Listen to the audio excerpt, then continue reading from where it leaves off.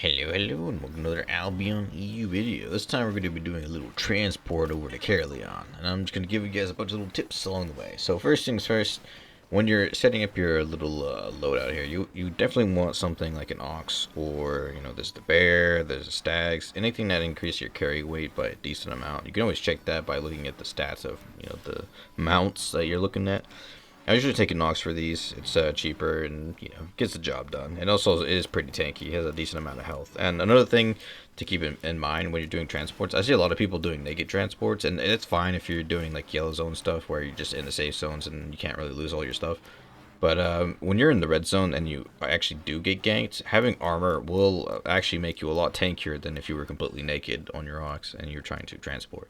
So keep that in mind. If you want a little bit more chance of survival, you can pick out a little bit of some stuff that'll like a worker boots or something like that that gives you like a big old chunky sprint.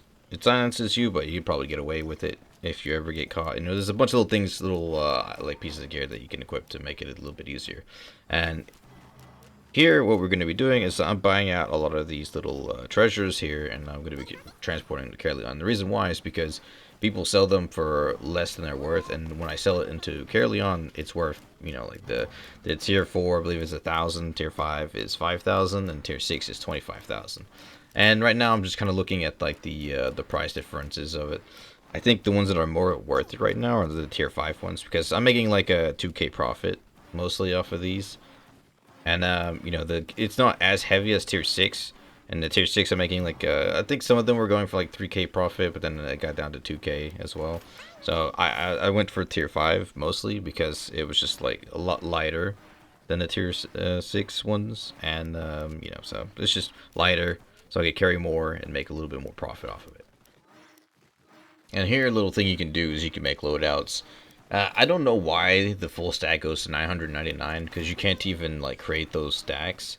But you can set up to 99 and just like quick buy it that way. Always be careful of the prices. You never want to go above like 5,000 for like tier 5, because then you're losing money buying these.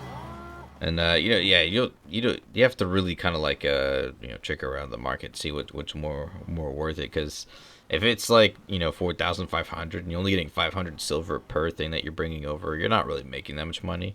And to be fair, at the end of this run, like I didn't really, it wasn't really worth it that much. I mean, I think I made like 300,000 I think in total here.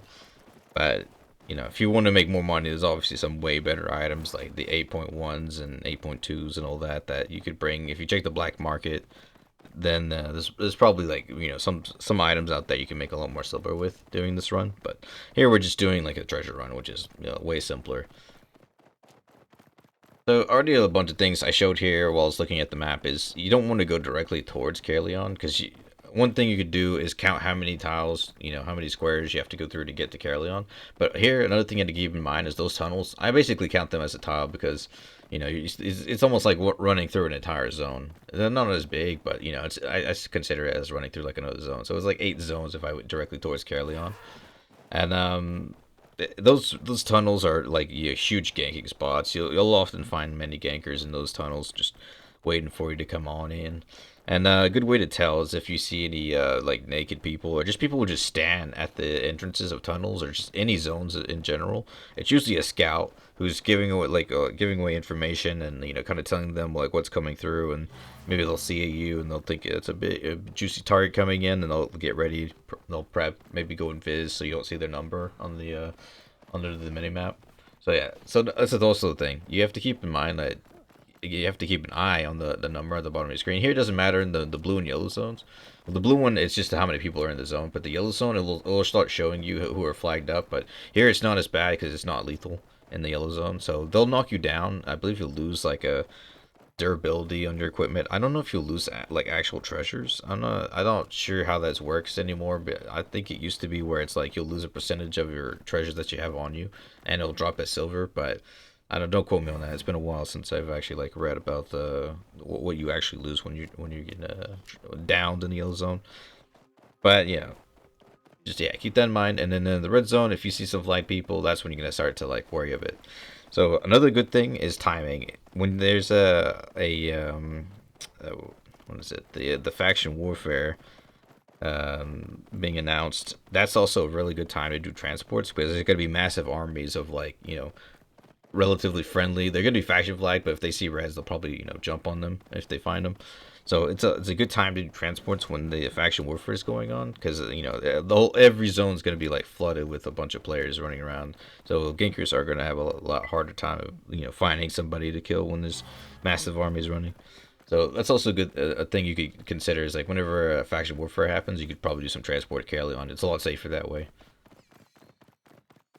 And another thing here that I did pathing wise is that I went through as many like safe zones, like the blue and yellow zones, before I had to start going into reds. So here I only had to go through like 2 red zones and then the tunnel to Caerleon. And then I mean it's like I think 7 zones in total, so it might take a little bit longer, but it's way safer if you go through those blue and yellow zones and just have to go through like 2 reds. It's way safer, and like once you enter a zone and you see there's like maybe 3 to 7 gankers, you might want to like consider maybe going around to a different zone and try to avoid running into those guys. And also another thing that you could do if you're ever getting chased by a bunch of flagged people, you can always use the hideouts. Like the hideouts, as long as you're not faction flagged, if you go to the hideout, the guards will attack flagged players. But you have to be careful because sometimes they'll just kind of like go after you regardless. They'll have like one guy on his mount kind of like pull all the mobs, and then the other ones will come in while the mobs are chasing the guy that's mounted. The other ones will come after you. So you might have to still play it kind of like in a specific way, but it should help you survive if you ever get ganked.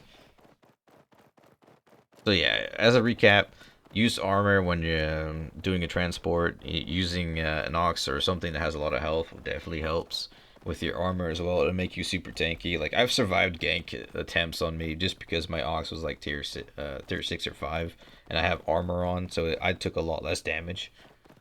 And yeah, just if you see a bunch of flag people in the zone, just try to potentially just avoid that zone or wait for other people to kind of like group up and then go with them. I've seen other transporters and grouped up with them, and we all went together. It made it a lot more safer.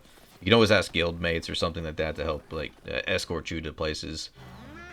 So yeah, I think that's all there is really to the transporting. Like maybe I missed a clue or two. You can always drop down in the comments, but I think I got most of it. So that's gonna be it for me, guys. Thanks for watching, and I'll catch you in the next one.